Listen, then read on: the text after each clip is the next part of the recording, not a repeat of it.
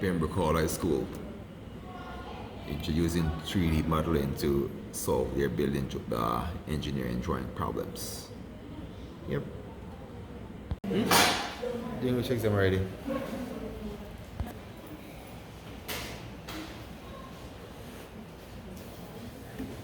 Yo. The man, other thing that us. Ishmael on there. Ishmael have him and he's an arm revolved too. That's what they want for this.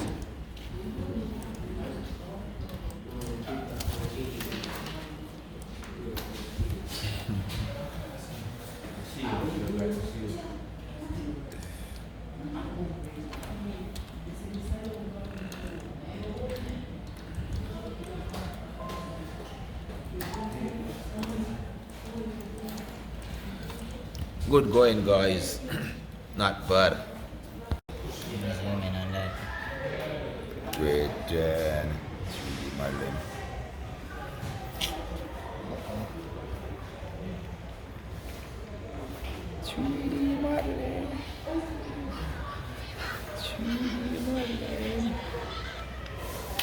Yeah.